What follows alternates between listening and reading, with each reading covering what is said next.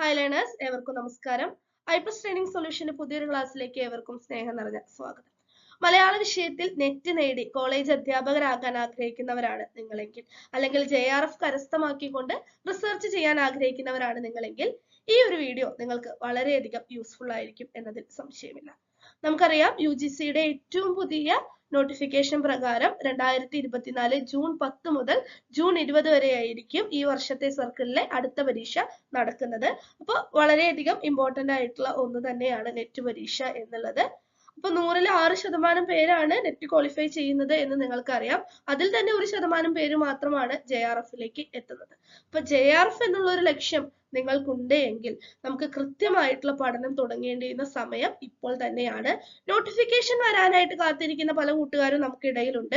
Notification വന്നു തുടങ്ങിയിട്ട് പഠിക്കാം, അല്ലെങ്കിൽ പരീക്ഷയാവട്ടെ ആ സമയത്ത് പഠിക്കാം, ഇപ്പൊ തന്നെ പഠിച്ചാൽ ഒന്നും കിട്ടില്ല, അത്തരത്തിലുള്ള മൂഢ ചിന്താഗതികളൊക്കെ വെച്ച് പുലർത്തുന്നവരാണ് നിങ്ങളെങ്കിൽ അതൊക്കെ അങ്ങോട്ട് മാറ്റിവെക്കുക.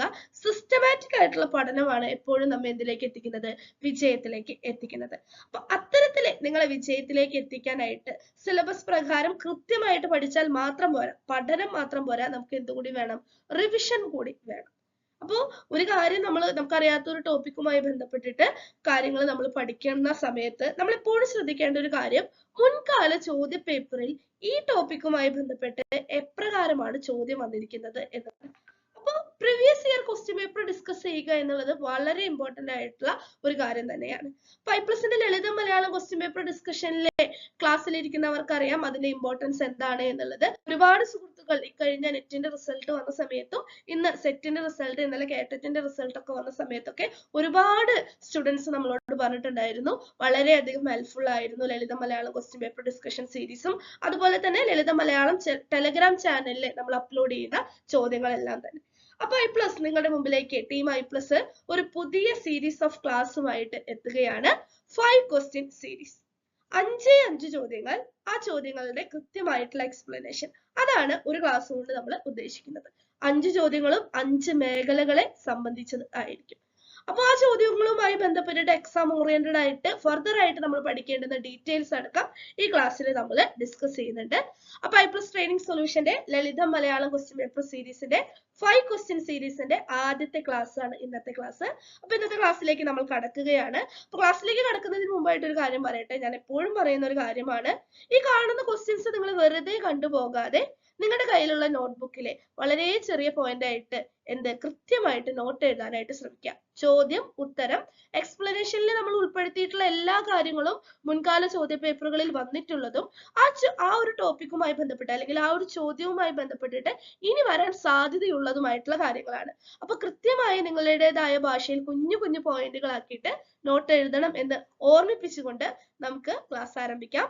ഐപ്ലസ് ട്രെയിനിങ് സൊല്യൂഷന്റെ 5 ക്വസ്റ്റ്യൻ സീരീസിലേക്ക് ഏവർക്കും സ്വാഗതം. ആദ്യത്തെ ചോദ്യത്തിലേക്ക് കടക്കാം. ചോദ്യ പേപ്പറുകളിൽ സ്ഥിരമായിട്ട് കണ്ടുവരുന്ന ഒരു ചോദ്യമാണ്. കേട്ടറ്റ് ആണെങ്കിലും സെറ്റ് ആണെങ്കിലും നെറ്റ് പരീക്ഷയാണെങ്കിലും ഇനി HSC, HSST തുടങ്ങിയ PSC എക്സാമുകളിലാണെങ്കിലും ഒഴിച്ചുകൂടാനാകാത്ത ഒന്നാണ് പയ്യന്നൂർ പാട്ട് എന്നുള്ളത്. പയ്യന്നൂർ പാട്ടുമായി ബന്ധപ്പെട്ടിട്ട് വന്നിട്ടുള്ള ഒരു ചോദ്യമാണ്. പയ്യന്നൂർ പാട്ട് കണ്ടെടുത്ത് പ്രസിദ്ധീകരിച്ചത് ആര്? പയ്യന്നൂർ പാട്ട് കണ്ടെത്തി പ്രസിദ്ധീകരിച്ചത് ആര്? Option A F. Muller, option B Gundert, option C George Mathan, option D Paulinos പാതിരി. ആരാണ് പയ്യന്നൂർ പാട്ട് കണ്ടെത്തി പ്രസിദ്ധീകരിച്ചത്? അപ്പോ ഈ ഉത്തരത്തിലേക്ക് കടക്കുന്നതിന് മുമ്പായിട്ട് ഇപ്പൊ നിങ്ങളുടെ കയ്യിൽ ഒരു ബുക്ക് ഉണ്ട് വെച്ചെങ്കിൽ അതിന്റെ സൈഡിലായിട്ട് നിങ്ങളൊന്ന് ഉത്തരം എഴുതി വെച്ച് നോക്കുക. നമുക്ക് ഉത്തരം ശരിയാണോ എന്നുള്ളത് നോക്കാം. അപ്പൊ അതിനു മുമ്പായിട്ട് ഞാനൊരു കാര്യം പറയട്ടെ.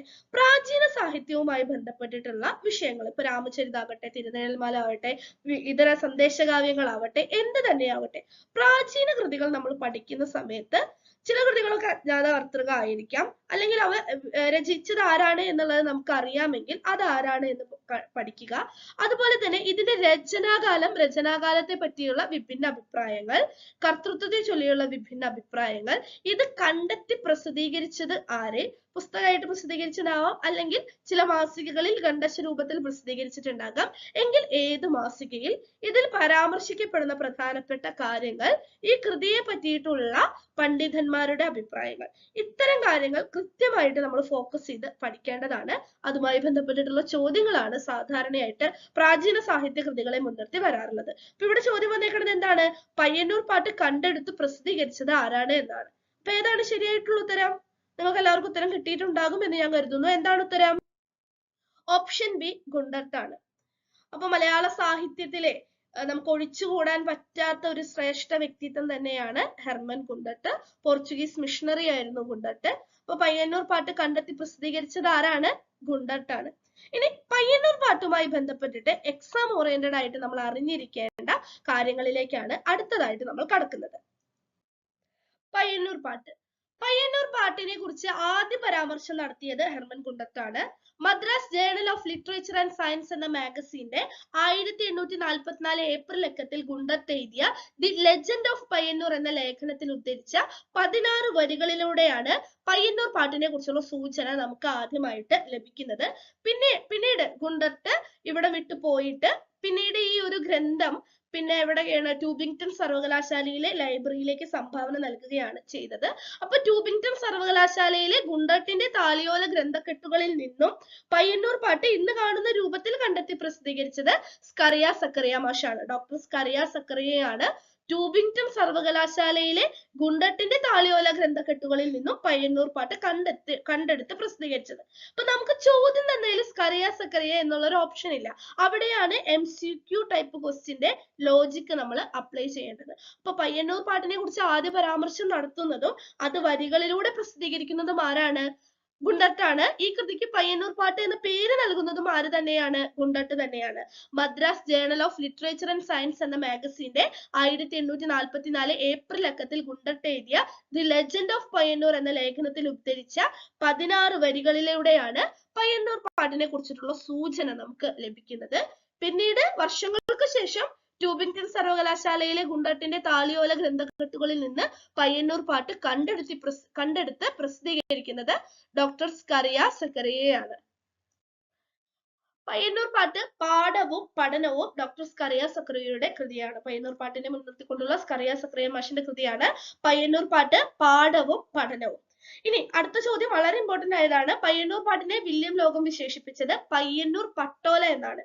അപ്പൊ വില്യം ലോഗൻ പയ്യന്നൂർ പാട്ടിനെ പയ്യന്നൂർ പട്ടോല എന്നാണ് വിശേഷിപ്പിച്ചത്. അപ്പൊ പയ്യന്നൂർ പാട്ടിനെ പയ്യന്നൂർ പട്ടോല എന്ന് വിശേഷിപ്പിച്ചത് ആര് എന്ന് ചോദ്യം വന്നാൽ ആരാണ്? വില്യം ലോഗനാണ്. വില്യം ലോഗന്റെ കൃതിയുടെ പേരെന്താണ്? മലബാർ മാനുവൽ എന്നാണ്. കൃത്യമായിട്ട് നോട്ട് ചെയ്ത് വെക്കണേ, പലപ്പോഴും ചോദ്യം വരാറുള്ളതാണ്. പയ്യന്നൂർ പാട്ടിനെ പയ്യന്നൂർ പട്ടോല എന്ന് വിശേഷിപ്പിച്ചത് വില്യം ലോഗനാണ്. പയ്യന്നൂർ പാട്ടിലെ നായിക നീലകേശിനിയാണ്. ഇതിവൃത്തത്തിലേക്കൊന്നും നമ്മൾ ഇപ്പോൾ കടക്കുന്നില്ല. പയ്യന്നൂർ പാട്ടിലെ നായികയുടെ പേര് നീലകേശിനിയാണ്. ഒരു തവണ നെറ്റ് പരീക്ഷയ്ക്ക് മാച്ച് ദി ഫോളോയിങ് വന്നിട്ടുണ്ട്. പ്രാചീന കൃതികൾ തന്നിട്ട് നായികയുടെ പേര് അടുത്ത പട്ടിക 2 നായികമാരുടെ പേര് കൊടുത്തേക്കാം. അപ്പൊ നമ്മുടെ ചന്ദ്രോത്സവം, വൈശികതന്ത്രം, പയ്യന്നൂർ പാട്ട് മുതലായ പ്രാചീന കൃതികളാണ് കൊടുത്തിട്ടുണ്ടായിരുന്നത്. അപ്പൊ പയ്യന്നൂർ പാട്ടിലെ നായിക ആരാണ്? നീലകേശിനിയാണ്. കൃത്യമായി പഠിച്ചു വെക്കുക. ഓലയിൽ പകർത്തി ശേഖരിച്ച പയ്യന്നൂർ പാട്ട് എന്ന് പറയുന്ന ഈ കൃതിക്ക് സ്ഥലനാമം ചേർത്ത് പയ്യന്നൂർ പാട്ട് എന്ന് പേരിട്ടത് ഡോക്ടർ ഹെർമൻ ഗുണ്ടട്ടാണ്. പയ്യന്നൂർ പാട്ടിന് ആ പേര് നിർദ്ദേശിച്ചത് ആരാണ്? ഹെർമൻ ഗുണ്ടട്ടാണ്. ചോദ്യം വന്നിട്ടുണ്ട്. ഇനി പയ്യന്നൂർ പാട്ട് ആഖ്യാനവും വ്യാഖ്യാനവും ആരുടേതാണ്? പി പവിത്ര മാഷിന്റേതാണ്. പയ്യന്നൂർ പാട്ട് ആഖ്യാനവും വ്യാഖ്യാനവും ആരുടേതാണ്? പി പവിത്രന്റേതാണ്. പയ്യന്നൂർ പാട്ട് പാഠവും പഠനവും ആരുടേതാണ്? ഡോക്ടർ സ്കറിയ സക്കറിയുടേതാണ്. രണ്ടും കൂടി അങ്ങോട്ടും ഇങ്ങോട്ടും തെറ്റരുത്. പയ്യന്നൂർ പാട്ട് പാഠവും പഠനവും ഡോക്ടർ സ്കറിയ സക്കറിയ. പയ്യന്നൂർ പാട്ട് ആഖ്യാനവും വ്യാഖ്യാനവും പി പവിത്രൻ. ഇനി പയ്യന്നൂർ പാട്ട് ലീലാതിലകത്തിന് മുമ്പ് രചിക്കപ്പെട്ടതാണ് എന്ന് അഭിപ്രായപ്പെട്ടത് ആരാണ്? ഇളംകുളം കുഞ്ഞൻപിള്ളയാണ്. പയ്യന്നൂർ പാട്ട് ലീലാതിലകത്തിന് മുമ്പ് രചിക്കപ്പെട്ടതാണ് എന്ന് അഭിപ്രായപ്പെടുന്നത് ആരാണ്? ഇളംകുളം കുഞ്ഞൻപിള്ളയാണ്. അപ്പൊ ഏറ്റവും ഇമ്പോർട്ടന്റ് ആയിട്ടുള്ള പോയിന്റുകളാണ് നമ്മൾ പറഞ്ഞു പോകുന്നത്. കൃത്യമായിട്ട് പഠിക്കാനായിട്ട് നിങ്ങൾ ശ്രമിക്കണം. പയ്യന്നൂർ പാട്ടിലെ പാട്ടുകളുടെ എണ്ണം 104 ആണ്. 103 പാട്ടുകളാണ് ശരിക്കുള്ളത്. ഒരെണ്ണം ആവർത്തിച്ചു വരുന്നു. അതനുസരിച്ച് മൊത്തം 104 പാട്ടുകളാണ് പയ്യന്നൂർ പാട്ടിലുള്ളത്. ഇനി പയ്യന്നൂർ പാട്ടിന്റെ ചരിത്ര പ്രാധാന്യം എന്താണെന്ന് ചോദിച്ചാൽ കപ്പൽ നിർമ്മാണ കേന്ദ്രമായ കച്ചൽ പട്ടണത്തെയും അഞ്ചുവണ്ണം മണിഗ്രാമം തുടങ്ങിയ വ്യാപാര സംഘങ്ങളെയും കുറിച്ചുള്ള വർത്തക സംഘങ്ങളെയും കുറിച്ചുള്ള വിവരങ്ങൾ നൽകുന്ന ഒരു കൃതിയാണ് പയ്യന്നൂർ പാട്ട്. അതുതന്നെയാണ് അതിന്റെ ചരിത്ര പ്രാധാന്യം എന്ന് പറയുന്നത്. അഞ്ചുവണ്ണം മണിഗ്രാമം എന്നീ ചരിത്ര പരാമർശമുള്ള പാട്ട് ഏതാണ് എന്ന് ചോദിച്ചാൽ അത് പയ്യന്നൂർ പാട്ടാണ്. ഉള്ളൂരിന്റെ അഭിപ്രായത്തിൽ പയ്യന്നൂർ പാട്ടിന്റെ രചനാകാലം എന്ന് പറയുന്നത് ക്രിസ്തുവർഷം 13 14 ആണ്. ഉള്ളൂരിന്റെ അഭിപ്രായത്തില് പയ്യന്നൂർ പാട്ട് രചിക്കപ്പെട്ടിട്ടുള്ളത് ക്രിസ്തുവർഷം 13 14 നൂറ്റാണ്ടിലായിരിക്കാം. മലയാള ഭാഷയുടെ നിധികുംഭം എന്ന് പയ്യന്നൂർ പാട്ടിനെ വിശേഷിപ്പിച്ചത് ഡോക്ടർ സ്കറിയ സക്കറിയയാണ്. മലയാള ഭാഷയുടെ നിധികുംഭം എന്ന് പയ്യന്നൂർ പാട്ടിനെ വിശേഷിപ്പിച്ചത് ആരാണ്? സ്കറിയ സക്കറിയയാണ്. എക്സാം ഓറിയന്റഡ് ആയിട്ട് പയ്യന്നൂർ പാട്ടുമായി ബന്ധപ്പെട്ടിട്ട് ഇത്രത്തോളം കാര്യങ്ങളാണ് നമ്മൾ പഠിച്ചിരിക്കേണ്ടത്. രണ്ടാമത്തെ ചോദ്യത്തിലേക്ക് കടക്കാം. കവിതയെ മുൻനിർത്തിക്കൊണ്ടുള്ള ഒരു ചോദ്യമാണ്. അപ്പൊ കഥ, കവിത, നോവല് നമുക്ക് തട്ടിക്കളയാൻ പറ്റാത്ത, മാറ്റിവെക്കാൻ പറ്റാത്ത ഇമ്പോർട്ടന്റ് ആയിട്ടുള്ള മേഖലകൾ തന്നെയാണ്. അപ്പൊ കവിത ചിലർക്കെങ്കിലും എന്താണ് ബുദ്ധിമുട്ടാകുന്ന ഒരു മേഖലയായിട്ട് പറയാറുണ്ട്. ടീച്ചറെ, ഞാൻ അങ്ങനെ കവിതയൊന്നും വായിക്കാറില്ല, ഡിഗ്രിക്ക് PGക്ക് പഠിച്ച കവിതകളല്ലാണ്ട് എനിക്ക് അത്രയ്ക്കൊന്നും അറിയില്ല. ചിലര് പറയാറുണ്ട് കഥ വായിക്കുമെങ്കിലും വരികളൊക്കെ പെട്ടെന്ന് ചോദിച്ച് എനിക്ക് കിട്ടാറില്ല. അതുപോലെ കവിതകളെ മുൻനിർത്തിക്കൊണ്ടുള്ള നിരീക്ഷണങ്ങള്, അഭിപ്രായങ്ങള്, വിമർശനങ്ങള്, അത്തരത്തിലുള്ള കാര്യങ്ങൾ വരുന്ന സമയത്ത് കൺഫ്യൂഷൻ ആകാറുണ്ട് എന്നുള്ളത്. ഈ കൺഫ്യൂഷൻസ് ഒക്കെ മാറ്റാൻ ഒറ്റ വഴിയേ ഉള്ളൂ. എന്താണ്? പഠിക്കുക, റിവിഷൻ ചെയ്യുക, ആവർത്തിച്ച് വായിക്കുക, ആവർത്തിച്ച് ആ മേഖലകളിലൂടെ കടന്നു പോവുക. അപ്പൊ പ്രാചീന കവിത്രയം മുതല് ഏറ്റവും സമകാലികമായിട്ടുള്ള കവികൾ, ഉത്തരാധുനിക കവികൾ മുതൽ സമകാലികരായിട്ടുള്ള കവികളെ കുറിച്ചിട്ടുള്ള കാര്യങ്ങൾ അടക്കം നമ്മള്, അല്ലെങ്കിൽ കവിതകളെ കുറിച്ചിട്ട് മാറി മാറി വരുന്ന പ്രമേയങ്ങളെ കുറിച്ചിട്ടടക്കം നമ്മള് ബോധവാന്മാരായിരിക്കേണ്ടതുണ്ട്, പഠിക്കേണ്ടതുണ്ട്. അപ്പൊ ഈ ഒരു ചോദ്യം നോക്കൂ. വൈലോപ്പിള്ളിയുടെ കയ്പുവല്ലരി എന്ന കവിതയിൽ പരാമർശിക്കപ്പെടുന്ന കവി ആര്? അപ്പൊ വൈലോപ്പിള്ളിയെ കുറിച്ച് നമുക്കറിയാം, കയ്പുവല്ലരി എന്നുള്ള കവിതയും നമുക്കറിയാം. പക്ഷെ അതിൽ പരാമർശിക്കപ്പെടുന്ന കവി ആര് എന്ന് ചോദിച്ചാൽ ചിലപ്പോഴെങ്കിലും കൺഫ്യൂഷൻ ആകും അല്ലെ? പക്ഷെ ഈ ചോദ്യം മുൻകാല ചോദ്യ പേപ്പറുകൾ റെഫർ ചെയ്തവർക്ക് അറിയാം, ഈ ചോദ്യം ഒരു സ്ഥിരം ചോദ്യമാണ്, ആവർത്തിച്ചിട്ടുള്ള ചോദ്യമാണ്. അപ്പൊ ഓപ്ഷൻസ് നോക്കാം. G Sankarakurup, Edasseri Govindan Nair, P Kunhiraman Nair, Changampuzha Krishnapillai. മലയാള കവിതയിലെ മഹാരഥന്മാരുടെ പേരുകൾ തന്നെയാണ് ഓപ്ഷൻസ് ആയിട്ട് വന്നിട്ടുള്ളത്. ഇവയിൽ ആരെയാണ് വൈലോപ്പിള്ളിയുടെ കയ്പുവല്ലരി എന്ന കവിതയിൽ പരാമർശിക്കുന്നത്? ഏതാണ് ശരിയായിട്ടുള്ള ഉത്തരം? ഒന്ന് ഗസ് ചെയ്തേ, അല്ലെങ്കിൽ ഉത്തരം അറിയാവുന്നവരൊക്കെ നിങ്ങളുടെ കയ്യിലുള്ള നോട്ട്ബുക്കിൽ ഒന്ന് എഴുതി വെച്ചേ. ശരിയാണോ എന്ന് നമുക്ക് നോക്കാം. യെസ്, ഓപ്ഷൻ എ, ജി ശങ്കരക്കുറുപ്പാണ് ശരിയായിട്ടുള്ള ഉത്തരം. അപ്പൊ ഈ ക്ലാസ് നിങ്ങൾ കണ്ടു കഴിഞ്ഞതിന് ശേഷം നിങ്ങൾ ദയവ് ചെയ്ത് താഴെ കമന്റ് ചെയ്യണം. എത്ര പേരുടെ എത്ര ചോദ്യങ്ങൾ, 5 ചോദ്യത്തിൽ എത്ര ചോദ്യങ്ങൾ നിങ്ങളുടെ ശരിയായി എന്നുള്ള കാര്യം ഒന്ന് കമന്റ് ചെയ്യണേ. എത്ര പേർക്ക് ഫുൾ സ്കോർ വന്നു എന്നുള്ള കാര്യം നമുക്ക് നോക്കാം. വൈലോപ്പിള്ളിയുടെ കയ്പുവല്ലരി എന്ന കവിതയിൽ പരാമർശിക്കപ്പെടുന്ന കവി ആരാണ്? ജി ശങ്കരക്കുറുപ്പാണ്. ഇപ്പൊ വൈലോപ്പിള്ളി കവിതകൾ നമുക്ക് ഒഴിച്ചുകൂടാൻ പറ്റാത്ത ഒരു ഘടകം തന്നെയാണ് അല്ലെ? അപ്പൊ വൈലോപ്പിള്ളി കവിതകളുമായി ബന്ധപ്പെട്ടിട്ട് എക്സാം ഓറിയന്റഡ് ആയിട്ട് നമ്മൾ അറിഞ്ഞിരിക്കേണ്ട കാര്യങ്ങൾ ഏതൊക്കെയാണ് നമുക്ക് നോക്കാം. കവിതയും കവിതയുടെ വരികളും നമ്മൾ ഉൾപ്പെടുത്തുന്നില്ല. അതല്ലാതെ തന്നെ വൈലോപ്പിള്ളി കവിതയുമായി ബന്ധപ്പെട്ടിട്ട് ഇമ്പോർട്ടന്റ് ആയിട്ട് പഠിച്ചിരിക്കേണ്ട കാര്യങ്ങളാണ് നമ്മൾ കൂടുതലായിട്ട് ഫോക്കസ് ചെയ്യുന്നത്. വൈലോപ്പിള്ളി ശ്രീധരമേനോൻ മാനവികതയുടെ കവി എന്ന വിശേഷണമുള്ള കവിയാണ് വൈലോപ്പിള്ളി. ശ്രീ എന്ന തൂലികാനാമത്തിൽ കുറച്ചു കാലം അറിയപ്പെട്ട വൈലോപ്പിള്ളി ശ്രീധരമേനോൻ മലയാള കവിതയിലെ യുഗപരിവർത്തനത്തിനു ഹരിശ്രീ കുറിച്ച കവിനാദങ്ങളിൽ ശ്രീ തന്നെയാണ് എന്നാണ് ലീലാവതി ടീച്ചർ മലയാള കവിതാ സാഹിത്യ ചരിത്രത്തിലെ അഭിപ്രായപ്പെടുന്നത്. വൈലോപ്പിള്ളിയുടെ ആദ്യ കവിതാ സമാഹാരം 1947 പുറത്തു വന്ന കന്നിക്കൊയ്ത്താണ്. അപ്പൊ കന്നിക്കൊയ്ത്തിന് ശേഷം ധാരാളം കവിതകള് പുറത്തു വന്നിട്ടുണ്ട്. അപ്പൊ പ്രധാനപ്പെട്ട കവിതകൾ ഏതൊക്കെയാണ്? കന്നിക്കൊയ്ത്ത്, ശ്രീരേഖ, ഓണപ്പാട്ടുകാർ, വിത്തും കൈക്കോട്ടും, കുന്നിമണികൾ, കുരുവികൾ, കടൽക്കാക്കുകൾ, കയ്പവല്ലരി, വിട, മകരക്കൊയ്ത്ത്, മൃതസഞ്ജീവിനി എന്ന് പറയുന്ന കാവ്യനാടകം, അദ്ദേഹത്തിന്റെ വൈലോപ്പിള്ളിയുടെ മരണത്തിന് ശേഷം പ്രസിദ്ധപ്പെടുത്തിയ കൃഷ്ണ മൃഗങ്ങൾ എന്ന് പറയുന്ന കാവ്യസമാഹാരം. ഇതൊക്കെയാണ് വൈലോപ്പിള്ളി ശ്രീധരമേനോന്റെ ഏറ്റവും പ്രധാനപ്പെട്ട കാവ്യസമാഹാരങ്ങൾ. അപ്പൊ വൈലോപ്പിള്ളിയുടെ ആദ്യ കവിതാ സമാഹാരം ഏതാണ്? കന്നിക്കൊയ്ത്താണ് എന്നുള്ള കാര്യം ഓർത്തു വെക്കുക. 1947 കന്നിക്കൊയ്ത്ത് എന്ന് പറയുന്ന കവിതാ സമാഹാരം പ്രസിദ്ധീകരിക്കപ്പെടുന്നത്.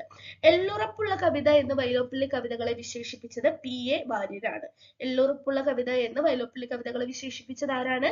PA വാര്യരാണ്. കാച്ചിക്കുറുക്കിയ കവിതകളുടെ കവി എന്ന് വൈലോപ്പിള്ളിയെ വിശേഷിപ്പിച്ചത് MN വിജയനാണ്. അപ്പൊ ഇത്തരത്തിലുള്ള വിശേഷണങ്ങളൊക്കെ ഇമ്പോർട്ടന്റ് ആയിട്ട് നോട്ട് ചെയ്ത് വെക്കേണ്ടതാണ്. കാച്ചിക്കുറുക്കിയ കവിതകളുടെ കവി എന്ന് വൈലോപ്പിള്ളിയെ വിശേഷിപ്പിച്ചത് ആരാണ്? MN വിജയനാണ്. മാവേലി നാടുവാണിയിടും കാലം ആരുടെ രചന? പെട്ടെന്ന് കേട്ട മാവേലി നാടുവാണിയിടും കാലം മനുഷ്യരെല്ലാവരും ഒന്നുപോലെ എന്നുള്ള ഓണവുമായി ബന്ധപ്പെട്ടിട്ടുള്ള പാട്ട് നമുക്ക് ഓർമ്മ വരും അല്ലെ? പക്ഷെ മാവേലി നാടുവാണിയിടും കാലം എന്ന പേരിൽ വൈലോപ്പിള്ളി കവിത എഴുതിയിട്ടുണ്ട് എന്നുള്ള കാര്യം ഓർത്തു വെക്കുക.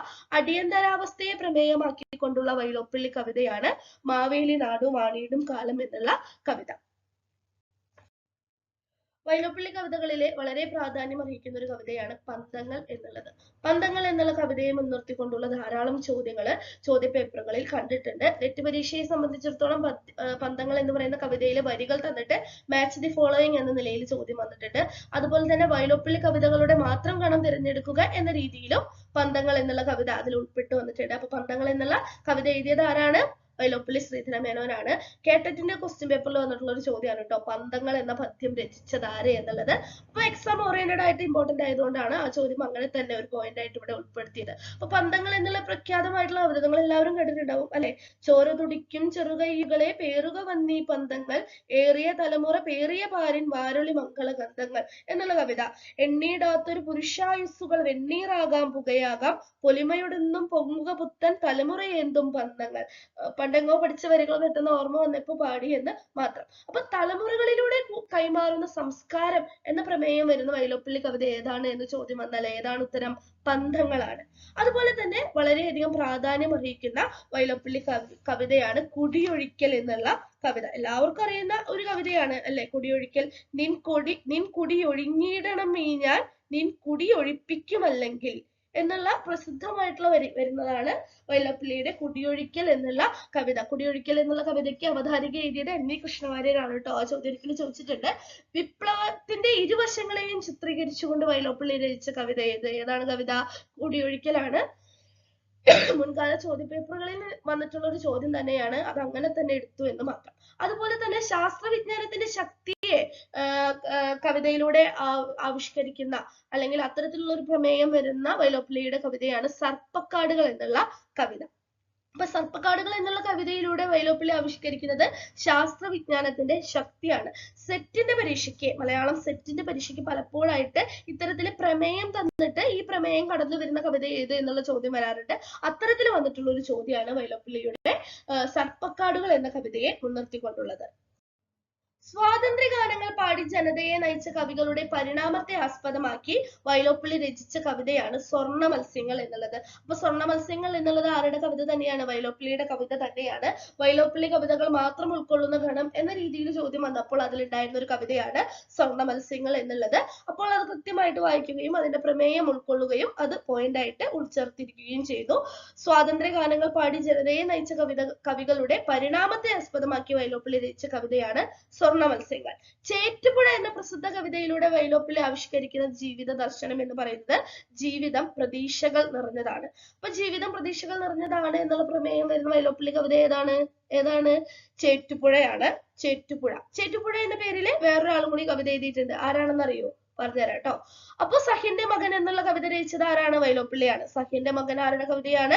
വൈലോപ്പിള്ളിയുടെ കവിതയാണ്. സഹ്യന്റെ മകനൊക്കെ MN വിജയൻ മാഷ് മനഃശാസ്ത്ര തത്വങ്ങളെ ആസ്പദമാക്കിക്കൊണ്ട് പഠനമൊക്കെ നടത്തിയിട്ടുണ്ട്. അപ്പൊ അതും കൂടി ഒന്ന് ഓർത്തു വെക്കുക.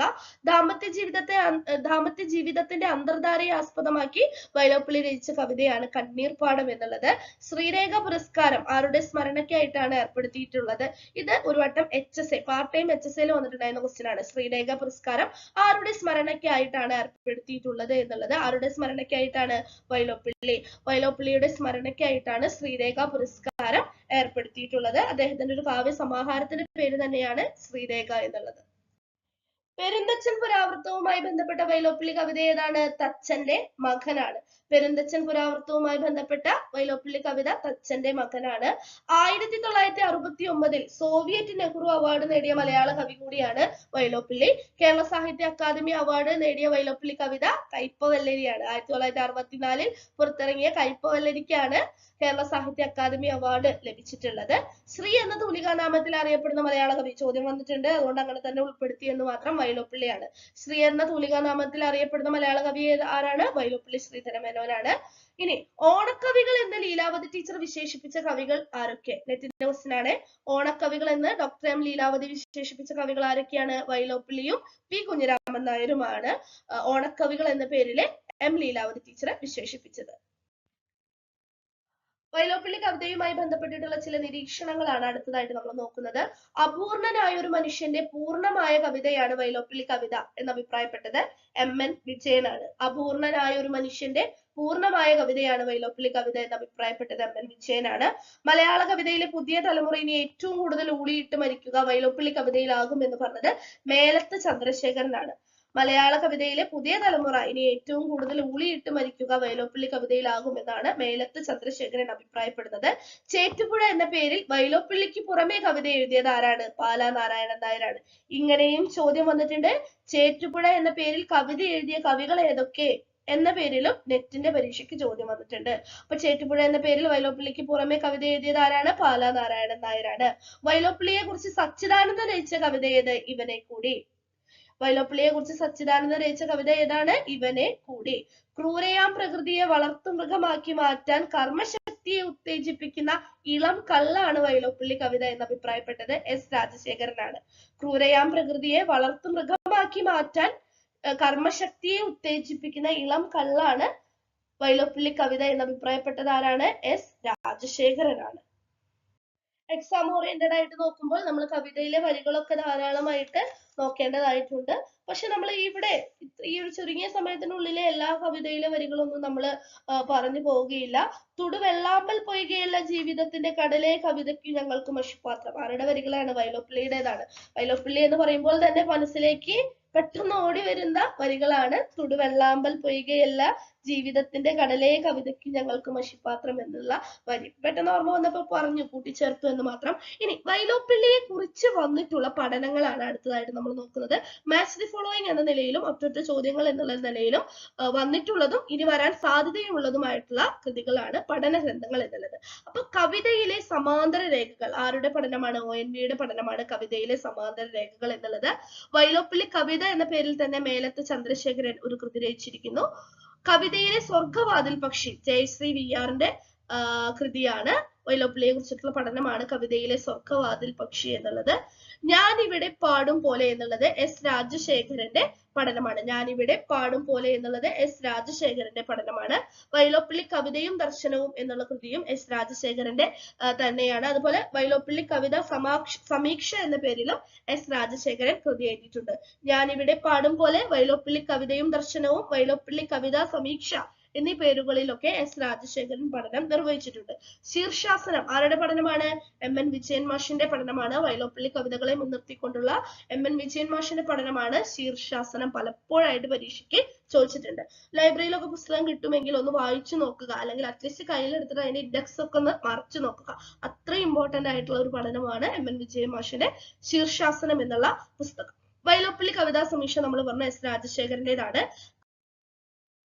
വൈലോപ്പിള്ളി കവിതയെ കുറിച്ചിട്ട് ഏറ്റവും ഇമ്പോർട്ടന്റ് ആയിട്ടുള്ള കാര്യങ്ങളാണ് നമ്മൾ പറഞ്ഞു പോയത്. ഇനി വൈലോപ്പിള്ളി കവിതകൾ ഏതൊക്കെയാണെന്ന് നമ്മൾ പറഞ്ഞു. അവയ്ക്ക് എഴുതിയിട്ടുള്ള അവതാരികകൾ കൂടി ഇതിന്റെ കൂടെ ഒന്ന് പറഞ്ഞു പോവുകയാണ്. കന്നിക്കൊയ്ത്തിന് അവതാരിക എഴുതിയത് കുട്ടികൃഷ്ണ മാരാരാണ്. ഇമ്പോർട്ടന്റ് ആണ് കേട്ടോ. ശ്രീരേഖയ്ക്ക് അവതാരിക എഴുതിയത് കൈനിക്കര കുമാരപിള്ളയാണ്. കുടിയൊഴുക്കലിന് അവതാരിക എഴുതിയത് N കൃഷ്ണവാര്യരാണ്. നമ്മളത് പറഞ്ഞതാണ്. ഓണപ്പാട്ടുകൾക്ക് അവതാരിക എഴുതിയത് MN വിജയനാണ്. MN വിജയനാണ് ഓണപ്പാട്ടുകൾ എന്നുള്ള കവിതാ സമാഹാരത്തിന് അവതാരിക എഴുതിയത്. അതുപോലെ തന്നെ കാച്ചിക്കുറുക്കിയ കവിത എന്ന് വൈലോപ്പിള്ളി കവിതയെ വിശേഷിപ്പിച്ചതും ആരാണ്? MN വിജയനാണ്. കടൽക്കാക്കകൾ എന്നുള്ള കവിതാ സമാഹാരത്തിന് PA വാര്യരാണ് എന്ത് അവതാരിക എഴുതിയത്. എല്ലുറപ്പുള്ള കവിത എന്ന് വൈലോപ്പിള്ളി കവിതയെ വിശേഷിപ്പിച്ചത് ആരാണ്? PA വാര്യരാണ്. നമ്മളത് ഇൻട്രൊഡക്ഷനിൽ തുടക്കത്തിൽ തന്നെ പറഞ്ഞതാണ് അല്ലെ. കുരുവികൾ എന്നുള്ള കവിതാ സമാഹാരത്തിന് അവതാരിക എഴുതിയത് KP ശങ്കരനാണ്.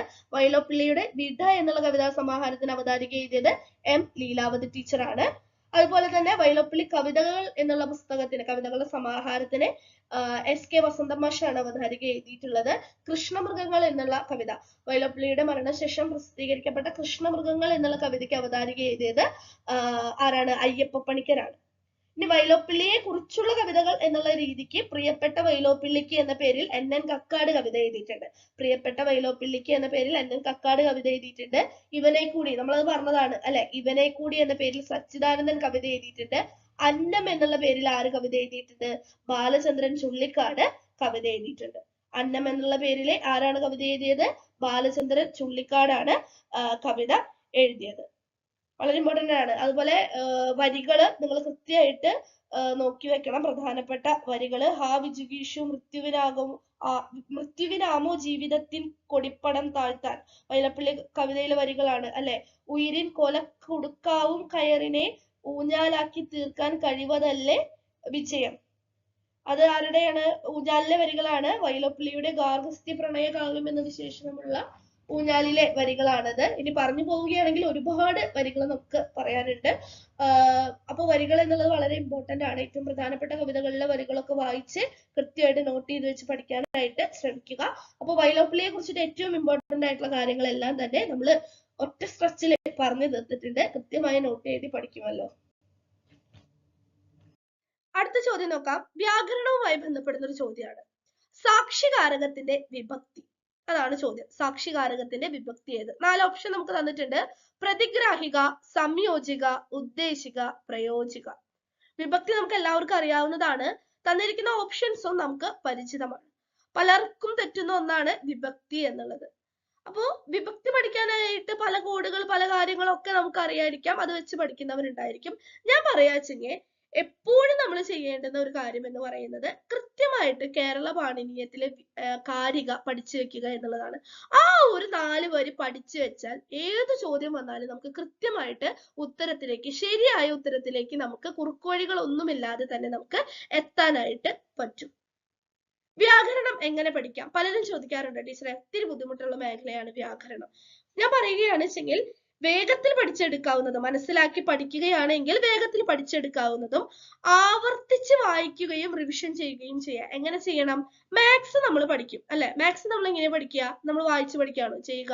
അല്ല, ഇക്വേഷൻ നമ്മൾ ചിലപ്പോൾ കാണാപ്പാഠം പഠിക്കും. അതിനുശേഷം ഇക്വേഷൻ നമ്മൾ തന്നിരിക്കുന്ന ക്വസ്റ്റിനെ അപ്ലൈ ചെയ്ത് കൃത്യമായിട്ട് സ്റ്റെപ്പ് ബൈ സ്റ്റെപ്പ് ആയിട്ട് നമ്മൾ എഴുതി പഠിക്കും അല്ലെ? അത്തരത്തില് എഴുതി പഠിക്കേണ്ടുന്ന ഒന്ന് തന്നെയാണ് വ്യാകരണം എന്ന് പറയുന്നത്. നമ്മുടെ കയ്യിലിരിക്കുന്ന ബുക്കിലും പേപ്പറിലും ജസ്റ്റ് ഒന്ന് എഴുതി സന്ധിരൂപങ്ങളൊക്കെ തിരിച്ച് കൃത്യമായിട്ട് പഠിക്കുകയാണ് എങ്കിൽ ഏറ്റവും എളുപ്പത്തിൽ സ്കോർ ചെയ്യാൻ പറ്റുന്ന ഒരു വിഭാഗം തന്നെയാണ് വ്യാകരണം എന്ന് പറയുന്നത്. ഈ ചോദ്യം നോക്കൂ. സാക്ഷികാരകത്തിന്റെ വിഭക്തി ഏതാണ് എന്നുള്ളതാണ് ചോദ്യം. പ്രതിഗ്രാഹിക, സംയോജിക, ഉദ്ദേശിക, പ്രയോജിക. അപ്പോ വിഭക്തിയെ കുറിച്ചിട്ടുള്ള നമ്മുടെ കേരള പാണിനീയത്തിലെ കാരിക പഠിച്ചിട്ടുള്ള ഒരാൾക്ക് എളുപ്പത്തിൽ ഉത്തരം കണ്ടുപിടിക്കാൻ പറ്റാവുന്ന ഒന്നാണ് ഇത്. അല്ലെങ്കിൽ ചിലപ്പോൾ ഇതിന്റെ പ്രത്യയവും കാരകവും ഒക്കെ അങ്ങോട്ടും ഇങ്ങോട്ടും നമുക്ക് തെറ്റിപ്പോകും. ആ കാരിക നമ്മൾ പഠിച്ചു വെക്കുകയാണ് എങ്കിൽ, നമ്മൾ അതൊന്ന് ചൊല്ലി നോക്കുകയാണെങ്കിൽ എളുപ്പത്തിൽ നമുക്ക് ഉത്തരം കണ്ടെത്താനായിട്ട് പറ്റും. നിങ്ങൾക്ക് കണ്ടെത്താനായിട്ട് പറ്റുമോ? എന്താണ് ശരിയായിട്ടുള്ള ഉത്തരം? ഓപ്ഷൻ ബി, സംയോജികയാണ് ശരിയായിട്ടുള്ള ഉത്തരം. ഓപ്ഷൻ സംയോജികയാണ് ശരിയായിട്ടുള്ള ഉത്തരം. അപ്പൊ ഇന്നത്തെ ക്ലാസ്സിലൂടെ വിഭക്തി എന്നുള്ള ടോപ്പിക് നമുക്ക് അങ്ങോട്ട് പഠിച്ചാലോ? വിഭക്തി വ്യാകരണത്തിലെ വളരെ ഇമ്പോർട്ടന്റ് ആയിട്ടുള്ള ഒന്നാണ് വിഭക്തി എന്ന് പറയുന്നത്. അപ്പൊ വിഭക്തിയുമായി ബന്ധപ്പെട്ടിട്ട് വിഭക്തി പ്രത്യയം എന്ന രീതിയിൽ ചോദ്യം വരാറുണ്ട്. കാരകങ്ങളെ ചോദിച്ചിട്ട് ഏതാണ് വിഭക്തി എന്ന നിലയിലും ചോദ്യം വരാറുണ്ട്. അപ്പൊ എങ്ങനെ ചോദ്യം വന്നാലും അടുത്ത പരീക്ഷയ്ക്ക് വേണ്ടിയിട്ട് നിങ്ങൾ ഒരുങ്ങുന്ന സമയത്ത്, അല്ലെങ്കിൽ പരീക്ഷയെ അഭിമുഖീകരിക്കുന്ന സമയത്ത് വിഭക്തിയുമായി ബന്ധപ്പെട്ട ഒരു ചോദ്യം വന്നാൽ നിങ്ങൾക്ക് അതിലെ ഫുൾ സ്കോർ കിട്ടണം. അപ്പൊ നമുക്ക് നോക്കിയാലോ എങ്ങനെ വിഭക്തി പഠിക്കാമെന്ന്. വിഭക്തി പഠിക്കേണ്ടുന്ന ആദ്യത്തെ കാര്യം എന്ന് പറയുന്നത്, അല്ലെങ്കിൽ വിഭക്തി പഠിക്കുന്ന സമയത്ത് നമ്മൾ ആദ്യം ചെയ്യേണ്ടത് ഈ കൃത്യമായിട്ട് ഈ തന്നിരിക്കുന്ന കാരിക, നമ്മുടെ കേരള പാണിനീയത്തിലുള്ള വിഭക്തിയെ മുൻനിർത്തിക്കൊണ്ടുള്ള കാരികയാണ്. ഈ കാരിക നമ്മൾ പഠിച്ചു വെക്കുകയാണെങ്കിൽ ഒരു പാട്ട് പോലെ ഒരു ദിവസം ഒരു അരമണിക്കൂർ എടുത്താൽ പഠിക്കാവുന്ന കാരികയുള്ളൂ. ഇത് പഠിച്ചു വെക്കുകയാണെങ്കിൽ ഏത് ഉറക്കത്തിൽ വിഭക്തിയെ കുറിച്ച് ചോദ്യം വന്നാലും നമുക്ക് ഉത്തരം കിട്ടും. തന്മ നിർദ്ദേശിക കർത്ത, പ്രതിഗ്രാഹിക കർമ്മമേ, ഓട് സംയോജിക സാക്ഷി, സാമ്യ ഉദ്ദേശിക കേവ്, ആൽ പ്രയോജികയാം ഹേതുടെ സംബന്ധിക സുത, ആധാരാധികരണം ഇൽ കൽ പ്രത്യയമായവ. ഇനി ഇത് പഠിക്കാൻ താല്പര്യമില്ലാത്തവരാണ് നിങ്ങളെങ്കിൽ നമുക്ക് കൃത്യമായിട്ട് പട്ടിക തിരിച്ചു പഠിക്കാം. അത്തരത്തിലുള്ള പഠന രീതിയാണ് നിങ്ങൾക്ക് സുഖമെങ്കിൽ അങ്ങനെ പഠിക്കാം. ഇനി ഇതൊന്നുമല്ല, കോഡ് വെച്ചിട്ടേ എനിക്ക് പഠിക്കാൻ പറ്റുള്ളൂ എങ്കിൽ അതിനും വഴിയുണ്ട്, അതിനും കോഡുണ്ട്. നമുക്ക് നോക്കാം. എന്തായാലും നമുക്ക് കാരിക ഒന്ന് നോക്കാം കേട്ടോ. തന്മ നിർദ്ദേശിക കർത്ത. അപ്പൊ ആദ്യത്തെ വിഭക്തി ഏതാണ്? നിർദ്ദേശിക വിഭക്തിയാണ്. നിർദ്ദേശിക വിഭക്തിക്ക് കാരകം ഇല്ല. തന്മ നിർദ്ദേശിക കർത്ത. അപ്പൊ ആദ്യത്തെ ഏതാണ്? നിർദ്ദേശികയാണ്. പ്രതിഗ്രാഹിക കർമ്മമേ. പ്രതിഗ്രാഹിക വിഭക്തിയുടെ കാരകം എന്ന് പറയുന്നത് കർമ്മകാരകമാണ്. എ എന്നതാണ് പ്രത്യയം. കർമ്മമേ, എ ആണ് പ്രത്യയം. ഓട് സംയോജിക സാക്ഷി. സംയോജിക വിഭക്തിയുടെ കാരകം സാക്ഷിയാണ്. സാക്ഷികാരകം ഏതിന്റെയാണ്? സംയോജിക വിഭക്തിയാണ്. പ്രത്യയം ഏതാണ്? ഓട്. രാമനോട്, അവളോട്, സീതയോട്. അപ്പൊ ഓട് എന്നുള്ളത് സംയോജിക വിഭക്തിയുടെ പ്രത്യയമാണ്. സ്വാമി ഉദ്ദേശിക വ്. ഉദ്ദേശിക വിഭക്തിയുടെ പ്രത്യയമാണ് ക്ക്, വ് മുതലായവ. ന് എന്നും കാണാം. ക്ക്, വ്, ന് മുതലായവ ഉദ്ദേശിക വിഭക്തിയുടെ പ്രത്യയങ്ങളാണ്. കാരകം ഏതാണ്? സ്വാമി കാരകം ആണ്. ആൽ പ്രയോജികയാം ഹേതു. പ്രയോജിക വിഭക്തിയുടെ പ്രത്യയം ഏതാണ്? ആൽ ആണ്. ആൽ പ്രയോജികയാം ഹേതു. കാരകം ഏതാണ്? ഹേതു ആണ്. ഉടേ സംബന്ധിക സ്വഥ. സംബന്ധിക വിഭക്തിയുടെ പ്രത്യയം ഏതാണ്? ഉടയാണ്. ഉടയാണ് സംബന്ധിക വിഭക്തിയുടെ പ്രത്യയം. ആധാരികാധികരണം ഇൽ കൽ പ്രത്യയമായവ. ആധാരിക വിഭക്തിയുടെ പ്രത്യയം ഇൽ കൽ മുതലായവയാണ്. ആധാരിക വിഭക്തിയുടെ പ്രത്യയം ഏതാണ്? ഇൽ കൽ മുതലായവയാണ്. ഇനി ഈ നിർദ്ദേശിക, പ്രതിഗ്രാഹിക, സംയോജിക, ഉദ്ദേശിക, പ്രയോജിക, സംബന്ധിക, ആധാരിക, ഇത് കൃത്യമായിട്ട് ഈ ഓർഡറിൽ പഠിക്കാനായിട്ട് നമുക്കൊരു കോഡ് ഉണ്ട്. നിപ്രസം, ഉപ്രസം, ആ. നിപ്രസം, ഉപ്രസം, ആ എന്നുള്ള കോഡ് പഠിച്ചു വെച്ചാൽ വിഭക്തിയുടെ പേരുകൾ കൃത്യമായിട്ട് നമുക്ക് ഓർത്തെടുക്കാനായിട്ട് പറ്റും. അപ്പൊ നിപ്രസം, ഉപ്രസം, ആ എന്നുള്ളത് പഠിക്കുക. അതിനുശേഷം നമുക്ക് ഇതിന്റെ എന്ത് പഠിക്കണം? പ്രത്യയം പഠിക്കണം.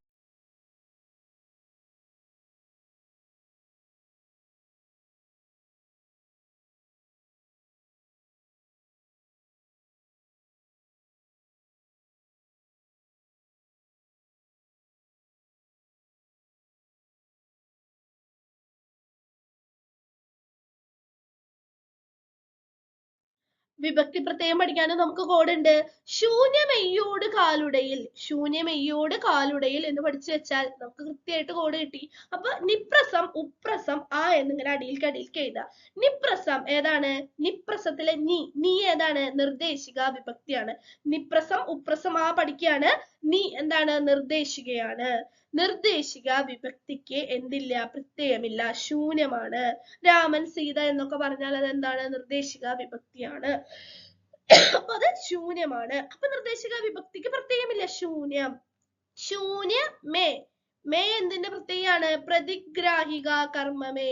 പ്രതിഗ്രാഹിക വിഭക്തിയുടെ പ്രത്യയമാണ് മേ. ഓട്, ഓട് സംയോജിക സാക്ഷി, ഓട് സംയോജിക സാക്ഷി. ഓട് എന്നുള്ളത് സംയോജിക വിഭക്തിയുടെ പ്രത്യയമാണ്. അപ്പൊ ശൂന്യം ഏതാണ്? നിർദ്ദേശികയാണ്. പ്രതിഗ്രാഹികയുടെ മേ, അതായത് കർമ്മ മേ, എ ആണ്. രാമനെ, സീത, അപ്പൊ രാമനെ, സീതയെ, എ ആണ് പ്രത്യയം അല്ലെ. അപ്പൊ പ്രതിഗ്രാഹിക വിഭക്തി. ഓട് സംയോജിക. ഇനി കാലുടെ, കാൽ എന്നുള്ളതാണ്. അപ്പൊ കേവ് എന്നുള്ളത് ഉദ്ദേശിക വിഭക്തിയുടെയാണ്. ആൽ, എൽ എന്നുള്ളത് എന്തിന്റെയാണ്? പ്രയോജിക വിഭക്തിയുടെ പ്രത്യയമാണ്. ഉടേ, കാൽ ഉടയിൽ എന്നാണ്. ഉടേ എന്താണ്? സംബന്ധിക വിഭക്തിയുടെ പ്രത്യയമാണ്. ഇൽ എന്തിന്റെയാണ്? ആധാരിക വിഭക്തിയുടെ പ്രത്യയമാണ്. അപ്പൊ ശൂന്യമെയ്യോട് കാലുടയിൽ എന്നുള്ള ഒരു കോഡ് പഠിച്ചു വെക്കുകയാണ് എങ്കിൽ കൃത്യമായിട്ട് ഇവ ഏത് വിഭക്തിയുടെ പ്രത്യയമാണ് എന്ന് നമുക്ക് മനസ്സിലാക്കാനായിട്ട് സാധിക്കും. അപ്പൊ നിപ്രസം, ഉപ്രസം, ആ എന്നുള്ള കോഡ് പഠിക്കാം. ശൂന്യമെയ്യോട് കാലുടയിൽ എന്നുള്ള കോഡും പഠിച്ചു വെക്കാം. ഇനി കോഡ് പഠിക്കുന്നതിനായിട്ട് നല്ലത് കാരിക പഠിക്കുകയാണെങ്കിൽ യാതൊരു കൺഫ്യൂഷനും ഇല്ലാതെ ഏത് പരീക്ഷയ്ക്കും കോഡിലേക്ക് ഒന്നും പോകാതെ തന്നെ ഈ കാരിക ഒന്ന് മൈൻഡിൽ ചൊല്ലിയാൽ നമുക്ക് ഉത്തരം കിട്ടും. അപ്പൊ ഇത് ഞാൻ പറയുകയാണ് എങ്കിൽ നിങ്ങൾ എന്ത്, ഈ കാരിക ഒന്ന് പഠിച്ചു വെക്കാനായിട്ട് ശ്രമിക്കുക. നമ്മൾ എന്തായാലും കോളേജിൽ അധ്യാപകരാകാനായിട്ട് പോകുന്നവരാണ്. അപ്പൊ നമ്മൾ എന്തായാലും നിർബന്ധമായിട്ടും അറിഞ്ഞിരിക്കേണ്ടുന്ന ഒരു മേഖല തന്നെയാണ് എന്ത്, ഈ വിഭക്തി എന്ന് പറയുന്നത്. അപ്പൊ ഇന്റർവ്യൂവിന്റെ സമയത്താണെങ്കിലൊക്കെ നമുക്ക് വളരെ ഹെൽപ്ഫുൾ ആവുക ഇത്തരത്തിലുള്ള കാരികകളാണ്. കൃത്യമായിട്ട് ആധികാരികമായിട്ട് നമ്മൾ ക്ലാസ് എടുക്കണം അല്ലെ.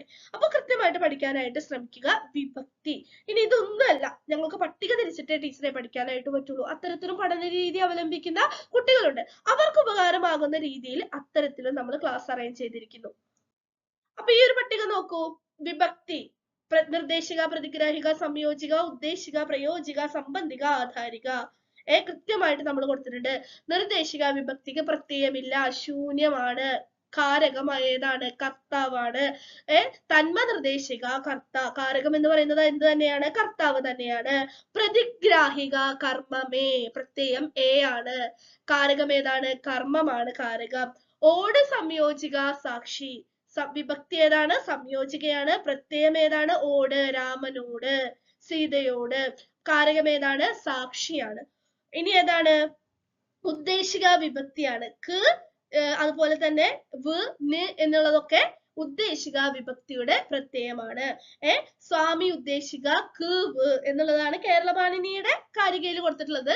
ന്, വ് ഒക്കെ ഏതാണ്? ഉദ്ദേശിക വിഭക്തിയുടെ പ്രത്യയമാണ്. കാരകം സ്വാമി കാരകമാണ്. ആൽ പ്രയോജികയാം ഹേതു. അപ്പൊ പ്രയോജിക വിഭക്തിയിലായ പ്രത്യയം ആലാണ്. കൊണ്ട് എന്നുള്ള അർത്ഥത്തിലും വരുന്നുണ്ട്. കാരണം എന്നിങ്ങനെ കാരകങ്ങൾ വരുന്നത് കൊണ്ട് ആലും കൊണ്ടും ഒക്കെ എന്താണ്? പ്രയോജിക വിഭക്തിയുടെ പ്രത്യയമായിട്ട് പറയാറുണ്ട്. ഉടേ സംബന്ധിക സ്വത, രാമനുടെ, രാമന്റെ. അപ്പൊ ഇതെന്താണ്? സംബന്ധിക വിഭക്തിയാണ്. അതിന് എന്താണ്? കാരകം ഇല്ല. കാരകമില്ലാത്ത ഒന്നാണ് സംബന്ധിക വിഭക്തി. ഉടേ സംബന്ധിക സ്വത സംബന്ധിക വിഭക്തിക്ക് കാരകം ഇല്ല. അപ്പൊ ഏത് വിഭക്തിക്ക് പ്രത്യയമില്ലാത്തത്? നിർദ്ദേശിക വിഭക്തിക്ക് പ്രത്യയമില്ല, സംബന്ധിക വിഭക്തിക്ക് കാരകവുമില്ല. ആധാരാധികരണം എന്നാണ് അല്ലെ. ആധാരിക വിഭക്തിക്ക് ഇൽ, കൽ എന്നിവയാണ് പ്രത്യയം. മരത്തിൽ. അപ്പൊ ഇല്ല് എന്തിന്റെ പ്രത്യയമാണ്? ആധാരിക വിഭക്തിയുടെ പ്രത്യയമാണ്. അതിന്റെ കാരകം എന്ന് പറയുന്നത് അധികര കാരകമാണ്. അപ്പൊ കൃത്യമായിട്ട് നോട്ട് ചെയ്ത് പഠിക്കാനായിട്ട് എല്ലാവരും ശ്രമിക്കുക. അടുത്ത ചോദ്യത്തിലേക്ക് കടക്കാം. 4ാമത്തെ ചോദ്യം കവിതയുമായി ബന്ധപ്പെട്ടിട്ടുള്ള ചോദ്യമാണെങ്കിൽ പോലും ഇവിടെ നമ്മൾ ഫോക്കസ് ചെയ്യേണ്ടത് വേറൊരു കാര്യമാണ്. എന്താണ് ആ കാര്യം എന്നുള്ളത് ചോദ്യം വായിക്കുമ്പോൾ നമുക്ക് മനസ്സിലാകും. ബാലചന്ദ്രൻ ചുള്ളിക്കാടിന്റെ താതവാക്യം എന്ന കവിത രചിച്ചിട്ടുള്ളത് ഏത് വൃത്തത്തിലാണ്? വൃത്തം ഇമ്പോർട്ടന്റ് ആയിട്ടുള്ള ഒന്ന് തന്നെയാണ് അല്ലെ. വൃത്തം വളരെ കുറച്ച് കാര്യങ്ങൾ പഠിച്ചു വെച്ചാൽ എളുപ്പത്തിൽ സ്കോർ ചെയ്യാൻ പറ്റുന്ന ഒന്നാണ് വൃത്തം എന്നുള്ളത്. അപ്പൊ വൃത്തങ്ങൾ ഏതൊക്കെയാണ്, അതിന്റെ നിയമങ്ങൾ ഏതൊക്കെയാണ് എന്നീ കാര്യങ്ങളിലേക്കൊന്നും നമ്മൾ കടക്കുന്നില്ല.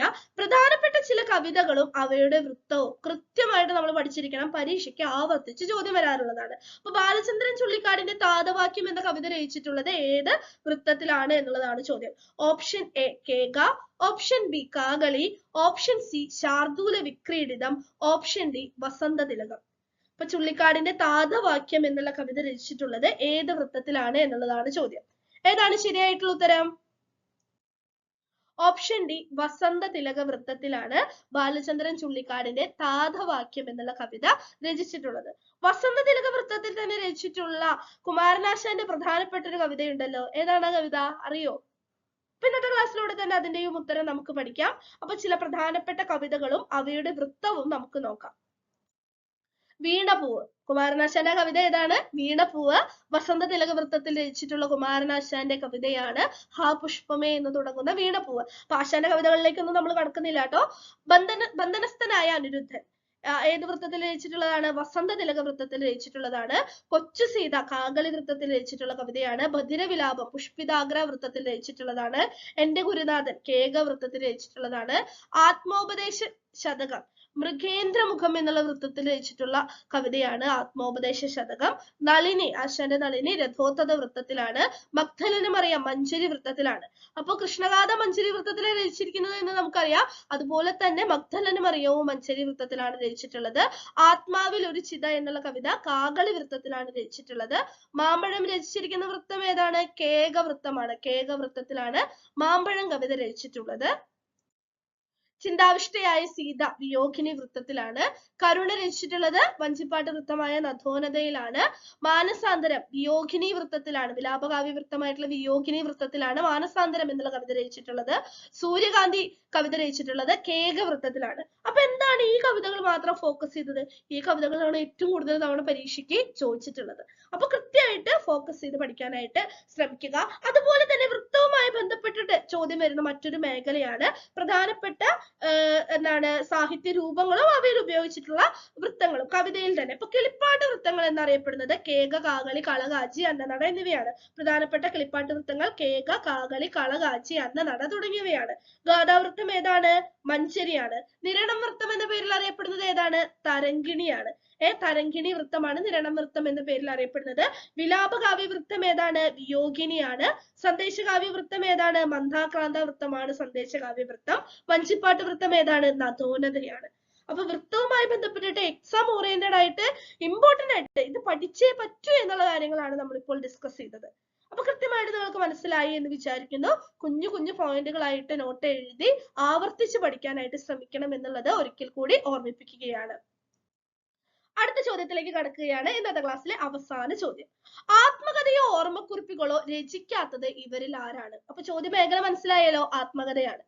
ആത്മകഥയോ ഓർമ്മക്കുറിപ്പുകളോ രചിക്കാത്തത് ആരാണ് എന്നുള്ളതാണ് ചോദ്യം. Option A ONV Kurup, option B Edasseri, option C Vyloppilli, option D G Sankarakurup. ഇവരിൽ ആരാണ് ആത്മകഥയോ ഓർമ്മക്കുറിപ്പോ പോലും രചിക്കാത്തത് എന്നുള്ളതാണ് ചോദ്യം. അറിയോ ശരിയായിട്ടുള്ള ഉത്തരം ഏതാണ് എന്നുള്ളത്? Option B ഇടശ്ശേരിയാണ്. ഇടശ്ശേരി എന്നുള്ള കവി നമുക്ക് എല്ലാവർക്കും സുപരിചിതനായിട്ടുള്ള കവിയാണ്. ഇടശ്ശേരി ആത്മകഥയോ ഓർമ്മക്കുറിപ്പോ രചിച്ചിട്ടില്ല. അപ്പൊ വെറും ആത്മകഥയുടെ പേരും അത് എഴുതിയത് ആരാണ് എന്നുള്ള കാര്യങ്ങളും നമ്മൾ ഫോക്കസ് ചെയ്ത് പഠിക്കാറുണ്ട്. അതിനപ്പുറത്തേക്കായിട്ട് ഇത്തരത്തിലുള്ള ചോദ്യങ്ങളും പരീക്ഷയ്ക്ക് വരാനുള്ള സാധ്യതയുണ്ട്. അപ്പൊ പരീക്ഷയ്ക്ക് മാച്ച് ദി ഫോളോയിങ് ആയിട്ട് എപ്പോഴും വരുന്ന ഒരു കാര്യമാണ്, അല്ലെങ്കിൽ ഒറ്റൊറ്റ ക്വസ്റ്റ്യൻ ആയിട്ടും വരുന്നതാണ് ആത്മകഥ രചിച്ചിട്ടുള്ള വ്യക്തി എന്ന നിലയിലുള്ള ചോദ്യങ്ങൾ. അപ്പൊ അത്തരത്തില് എക്സാം ഓറിയന്റഡ് ആയിട്ട് ഫോക്കസ് ചെയ്തിട്ട് നിർബന്ധമായിട്ട് മലയാള അധ്യാപകരായിട്ടുള്ള അല്ലെങ്കിൽ മലയാള വിദ്യാർത്ഥികളായിട്ടുള്ള നമ്മൾ അറിഞ്ഞിരിക്കേണ്ട ചില ആത്മകഥകളും അത് രചിച്ചിട്ടുള്ളത് ആരാണെന്ന് നമുക്ക് നോക്കാം. ആത്മകഥാ സംക്ഷേപം വൈക്കത്ത് പാച്ചുമൂത്തതാണ്. ആദ്യത്തെ ആത്മകഥ എന്ന് കരുതപ്പെടുന്നതാണ് ആത്മകഥാ സംക്ഷേപം വൈക്കത്ത് പാച്ചുമൂത്തത്. എന്റെ നാട് കടത്തൽ സ്വദേശാഭിമാനി രാമകൃഷ്ണ പിള്ളയുടേതാണ്. എന്റെ നാട് കടത്തൽ സ്വദേശാഭിമാനി രാമകൃഷ്ണ പിള്ള. എന്റെ വ്യാഴവട്ട സ്മരണകൾ സ്വദേശാഭിമാനി രാമകൃഷ്ണ പിള്ളയുടെ ഭാര്യയായ ബി കല്യാണി അമ്മയുടേതാണ്. അപ്പൊ എന്റെ നാട് കടത്തൽ സ്വദേശാഭിമാനി രാമകൃഷ്ണ പിള്ള എന്ന് പറയുമ്പോൾ തന്നെ അതിനോട് ചേർത്ത് പഠിക്കേണ്ടതാണ് ബി കല്യാണി അമ്മയുടെ വ്യാഴവട്ട സ്മരണകളും. സ്മരണമണ്ഡലം പി കെ നാരായണ പിള്ളയുടേതാണ്. സ്മരണമണ്ഡലം. ജീവിത സ്മരണകൾ 2 ഭാഗങ്ങളുണ്ട്. ഇ വി കൃഷ്ണപിള്ളയുടേതാണ്. കഴിഞ്ഞ കാലം കെ പി കേശവമേനോൻ, ഒരുപാട് തവണ റിപ്പീറ്റ് ചെയ്തിട്ടുള്ളതാണ്. കഴിഞ്ഞ കാലം ആരുടേതാണ്? കെ പി കേശവമേനോന്റേതാണ്. കണ്ണീരും കിനാവും ആരുടേതാണ്? വി ടി ഭട്ടതിരിപ്പാടിന്റെ ആത്മകഥയാണ് കണ്ണീരും കിനാവും. ഓർമ്മകളുടെ അറകൾ വൈക്കം മുഹമ്മദ് ബഷീറിന്റേതാണ്. എന്റെ കഥ മാധവിക്കുട്ടിയുടെ കഥയാണ്. അരങ്ങു കാണാത്ത നടൻ തിക്കോടിയന്റെ ആത്മകഥയാണ്. തിക്കോടിയന്റെ മുഴുവനായിട്ടുള്ള പേര്, യഥാർത്ഥ നാമം പി കുഞ്ഞനന്ദൻ നായർ എന്നുള്ളതാണ് എന്നുള്ളത് കൃത്യമായിട്ട് പഠിച്ചു വെക്കുക. തുടിക്കുന്ന താളുകൾ ആരുടേതാണ്? അമ്പുഴയുടേതാണ്. എന്റെ ജീവിത സ്മരണകൾ മന്നത്ത് പത്മനാഭന്റേതാണ്. കവിയുടെ കാൽപ്പാടുകൾ നിത്യകന്യകയെ തേടി എന്നെ തിരിയുന്ന ഞാൻ എന്നിങ്ങനെ 3 ആത്മകഥകൾ എഴുതിയിട്ടുള്ളത് കവിയായിട്ടുള്ള പി കുഞ്ഞിരാമൻ നായനാരാണ്. ഓർമ്മയുടെ ഓളങ്ങളിൽ ജി ശങ്കരക്കുറുപ്പിന്റേതാണ്. എന്റെ വക്കീൽ ജീവിതം ആത്മകഥ ഓർമ്മയുടെ തീരങ്ങളിൽ എന്റെ ബാല്യകാല കഥ ഇവയെല്ലാം തന്നെ തകഴി ശിവശങ്കര പിള്ളയുടേതാണ്. ജീവിതപാത ആരുടേതാണ്? ചെറുകാടിന്റേതാണ്. ഞാൻ എന്നുള്ള പേരിൽ ആത്മകഥ എഴുതിയിരിക്കുന്നത് എൻ എൻ പിള്ളയാണ്. കൊഴിഞ്ഞിലകൾ ജോസഫ് മുണ്ടശ്ശേരിയുടേതാണ്. മരിക്കാത്ത ഓർമ്മകൾ പാറപ്പുറത്തിന്റേതാണ്. ഒളിവിലെ ഓർമ്മകൾ തോപ്പിൽ ബാസി. എന്റെ നാടക സ്മരണകൾ പി ജെ ആന്റണിയുടെ ആത്മകഥയാണ്. എന്റെ വഴിത്തിരിവുകൾ പൊൻകുന്നമർക്കിയുടെ ആത്മകഥയാണ്. എന്റെ വഴിയമ്പലങ്ങൾ എസ് കെ പൊറ്റക്കാടിന്റെ ആത്മകഥയാണ്. അപ്പൊ എന്റെ വഴിത്തിരിവുകൾ, എന്റെ വഴിയമ്പലങ്ങൾ എന്നീ ആത്മകഥകൾ യഥാക്രമം ആരുടേത്? ഇത്തരത്തിലുള്ള ഒരു ക്വസ്റ്റ്യൻ പാറ്റേൺ നെറ്റിന്റെ പരീക്ഷയിൽ നമ്മൾ എല്ലാവരും കണ്ടിട്ടില്ലേ? അപ്പൊ കൃത്യമായിട്ട് നോട്ട് ചെയ്ത് വെക്കുക. ആത്മരേഖ വെണ്ണിക്കുളം ഗോപാലകുറുപ്പിന്റേതാണ്. ഈ അടുത്ത പരീക്ഷയ്ക്ക് ചോദിച്ചിട്ടുണ്ടായിരുന്ന ഒന്നാണ് ആത്മരേഖ. സർവീസ് സ്റ്റോറി എന്റെ IAS ദിനങ്ങൾ ആരുടേതാണ്? AS കാരനായിട്ടുള്ള മലയാറ്റൂർ രാമകൃഷ്ണന്റേതാണ്. കാവ്യലോക സ്മരണകൾ വൈലോപ്പിള്ളിയുടേതാണ്. എതിർപ്പ് ഓർമ്മയുടെ ലോകത്തിൽ പി കേശവദേവിന്റേതാണ്. കാണുന്ന നേരത്ത് സുഭാഷ് ചന്ദ്രന്റെ ആത്മകഥയാണ്. ജീവിത സമരം സി കേശവൻ. സോപാനം ഞരളത്ത് രാമപൊതുവാൾ. എന്റെ മൃഗയാസ്മരണകൾ കേരളവർമ്മ വലിയ കോയിത്തമ്പുരാൻ. മനസാസ്മരാമി എസ് ഗുപ്തൻ നായർ. എന്റെ കഥയില്ലായ്മകൾ MP ഉദയമേനോൻ ഉദയഭാനു. എന്റെ കുതിപ്പും കിതപ്പും ഫാദർ ജോസഫ് മടകൻ. പല പ്രാവശ്യം പരീക്ഷയ്ക്ക് ചോദിച്ചിട്ടുള്ളതാണ് കേട്ടോ. എന്റെ കുതിപ്പും കിതപ്പും. ആത്മകഥ എന്ന പേരിൽ EMS നമ്പൂതിരിപ്പാടും KR ഗൗരിയമ്മയും സർദാർ KM പണിക്കരും ആത്മകഥകൾ എഴുതിയിട്ടുണ്ട്. അപ്പൊ താഴെ തന്നിരിക്കുന്നവയിൽ ആത്മകഥ എന്ന പേരിൽ ആത്മകഥ എഴുതിയിട്ടുള്ളവരുടെ മാത്രം ഗണങ്ങൾ തിരഞ്ഞെടുക്കുക. അല്ലെങ്കിൽ ABCDE എന്നൊക്കെ ഓപ്ഷൻസ് തരും. താഴെ തന്നിരിക്കുന്നവയിൽ ആത്മകഥ എന്ന പേരിൽ ആത്മകഥ എഴുതിയിട്ടുള്ളവർ ആരൊക്കെ? Aയും Bയും ശരി, Cയും Dയും ശരി, A മാത്രം ശരി. ആ പാറ്റേണിലുള്ള ക്വസ്റ്റ്യൻ നമുക്ക് പ്രതീക്ഷിക്കാം. അപ്പൊ കൃത്യമായിട്ട് പഠിച്ചു വെക്കുക. ആത്മകഥയ്ക്കൊരു ആമുഖം ആരുടേതാണ്? ലളിതാംബിക അന്തർജനത്തിൻ്റെതാണ്. ഇന്നത്തെ ക്ലാസ് എല്ലാവർക്കും ഉപകാരപ്രദമായി എന്ന് കരുതുന്നു. Thank you learners. അടുത്ത ക്ലാസ്സുമായിട്ട് പാർട്ട് 2 നമുക്ക് ഉടനെ തന്നെ കാണാം. അപ്പൊ ഈ 5 ചോദ്യവും ഈ 5 ചോദ്യ മേഖലകളിൽ നിന്നുള്ള കാര്യങ്ങളും നിങ്ങൾക്ക് എല്ലാവർക്കും ഉപകാരപ്രദമായി എന്ന് കരുതുന്നു. ക്ലാസ് ഇഷ്ടമായി എങ്കിൽ കമന്റ് ചെയ്യുക. Thank you so much.